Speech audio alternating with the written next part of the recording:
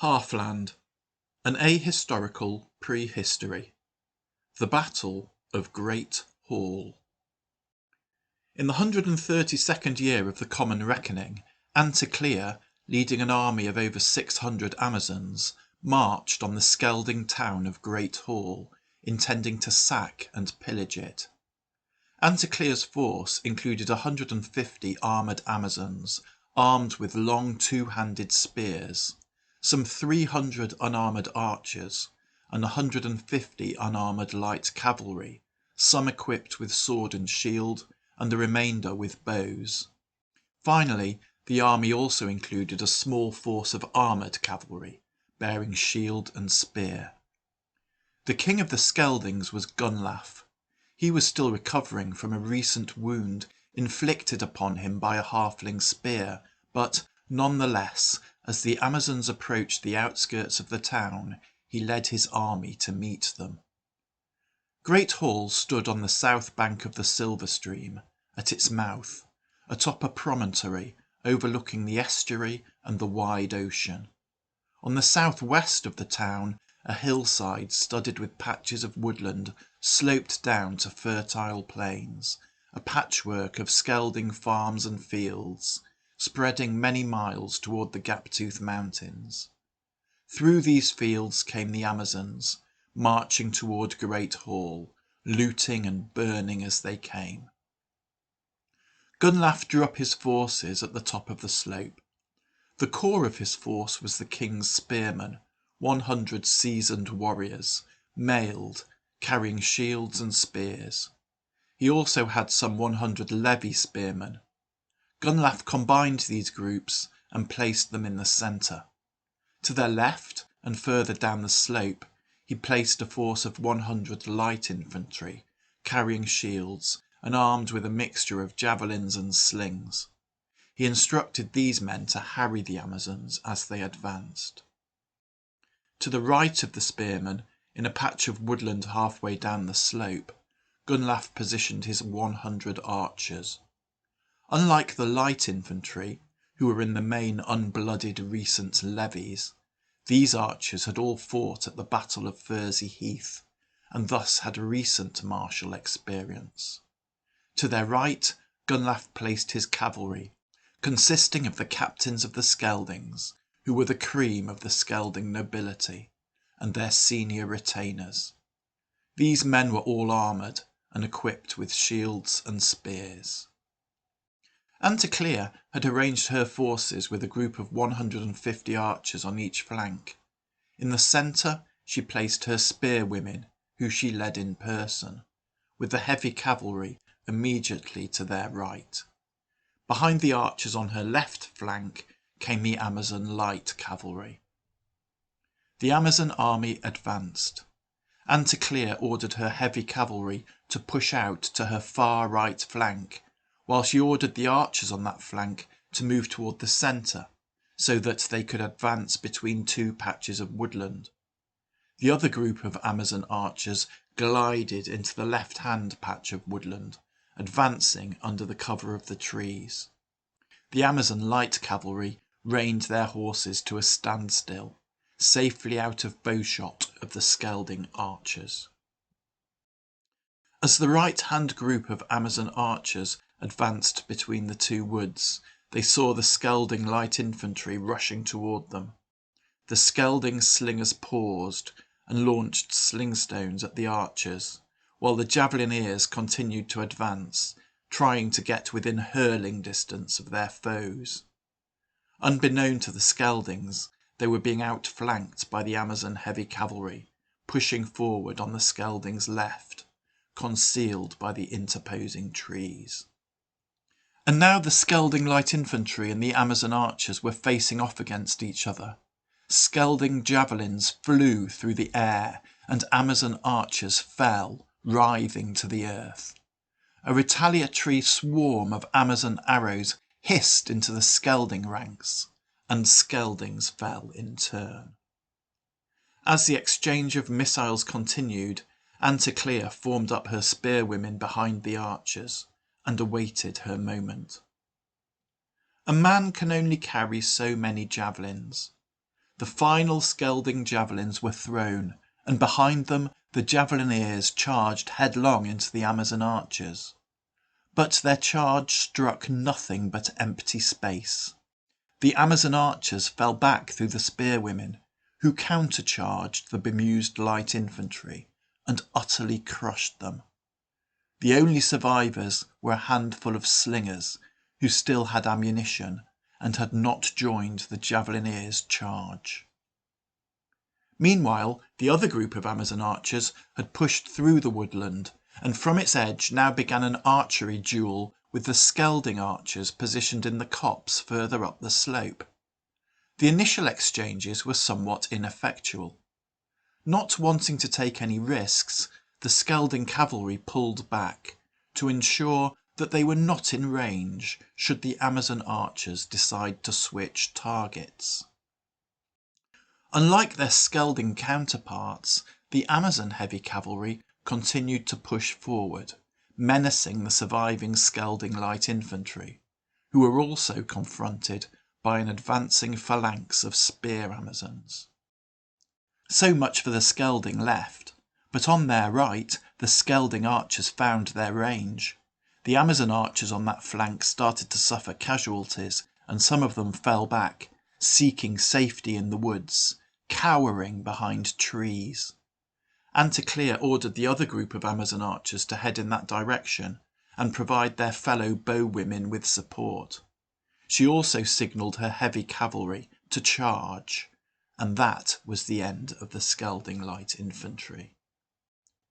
Observing the advance of the Amazon heavy cavalry, the Skelding cavalry moved toward the centre of the battlefield to close down any threat this might pose.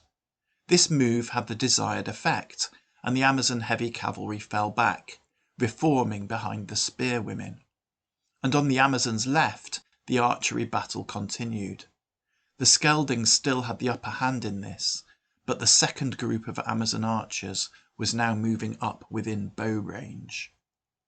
And now Anticlea decided that the time had come to unleash the Amazon light cavalry, who trotted forward on the Amazon left, threatening to outflank the Skelding archers. But the Skelding cavalry was alert to this new menace and moved back across the battlefield. Gunnlaugh decided that this was the moment to turn defence into attack.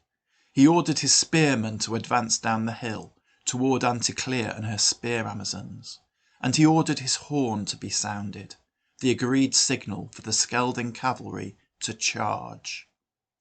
But the Skelding cavalry did not charge. The proud captains, in their expensive armour and all their finery, quailed at the half-naked Amazon horsewomen confronting them, and retreated. The Amazons showed no such hesitation, and the Amazon light cavalry trotted up the slope, preparing to charge the retreating Skeldings. Again Gunnlaugh's horn sounded, and again the Skelding cavalry quailed, and then, like a ravening pack of wolves, the Amazon cavalry fell upon them. Some of the Skeldings stood and fought, some of them died, but many of them fled, galloping past Gunnlaugh and the spearmen. And for a third time Gunnlaugh's horn sounded, and he cried out at the fleeing captains, reminding them that they were descendants of the valiant sea captains of Skeld, ancestors who they now dishonoured, and he cursed them as craven cowards, running from women, leaving their wounded king to fight alone. And they ceased their flight and hung their heads and rode to his side. Gunnlaugh said nothing more, but he pointed his sword at the few of the Skelding cavalry who fought on, surrounded by a swarm of wheeling horsewomen, and, chastened, the cavalry who had so precipitately fled rode back into the fray. All this time the archery battle had continued, but the reinforcement of the Amazon archers proved crucial. The Skelding archers fought bravely, but, sorely outnumbered, they could do nothing but perish, pierced with many arrows. Gunnlaugh surveyed the battlefield. His light infantry and archers had been slaughtered. The horsemen he had rallied and thrown back into the cavalry fray had not tipped the balance of that engagement in his favour, but were being cut down by the frenzied female light cavalry. At least he had ensured that they would die fighting, like men. Before him, at the bottom of the hill, stood the serried ranks of Anticlea's spear Amazons. Alongside them, the Amazon heavy cavalry was forming up, preparing to charge the only troops remaining to him, his spearmen. He formed them into a shield wall and waited for the onslaught. The first attack was made by the Amazon heavy cavalry. It was repulsed, and hope rose in Gunnlaug's breast. Next came the spearwomen, charging up the hill. They were formidable foes, and a ferocious fight ensued. Many brave men and women died in that struggle. As the battle raged to and fro, the Amazon archers formed up in a line, waiting for an opportunity to loose their arrows at the Skelding spearmen. And this was not the end of the threats menacing the spearmen. Behind them, the cavalry battle had been won by the Amazon light horse. A few of the Skelding cavalry had managed to fall back to the temporary safety of Gunnlaug's shield wall. The remainder were all dead, and the victorious Amazon cavalry was forming up for the charge. But for now, the Skelding shield wall stood firm. Anticlea and her spearwomen attacked time and again they were repulsed. Once more the spearwomen fell back, but this time to their right, clearing the line of sight of the Amazon archers. And those archers did not wait for a second opportunity.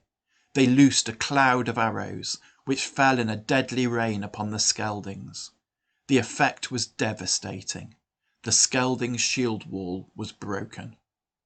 But still Gunnlaug fought on. He gathered the remaining Skeldings to him and pointed out Anticlea standing at the foot of the hill, surrounded by her surviving spearwomen. There were only 50 or so still standing. Maybe if she could be slain, the battle could still be won. And so Gunnlaug and his spearmen charged. Anticlea did not expect such reckless bravery. She was taken by surprise. Her spearwomen were outnumbered. But Gunnlaug's gamble did not succeed. He almost fought his way through to Anticlea, but not quite. The Amazons fell back to protect their leader, and then counterattacked, and Gunnlaug found out that it was he fighting for his life. And now Gunnlaug knew that the battle was lost, and with it his country and his crown. But he did not want to die. There was a ship in the harbour, Mytilde's ship, a ship that would give him passage to New Lixia. If he could cut his way through the Amazon cavalry behind him, he would have a clear path down to the royal harbour where that ship was anchored. It had to be worth a try, and so Gunnlaug led his spearmen in one final charge, up the slope and into the Amazon cavalry. That was Gunnlaug's final fight. He fought his way through the cavalry to the top of the hill, to the end of the street leading down to the sea. But here one last group of horsewomen held him at bay long enough for Anticlea and her spearwomen to catch up with him. And as the Amazon archers, their arrows exhausted, finished off the last remaining Skelding spearmen with their swords, Gunnlaug died, impaled on a two-handed Amazon spear. Thus died Gunnlaug, the son of Godric, the son of Gundulf, the son of Gortar. And thus ended the Battle of Great Hall.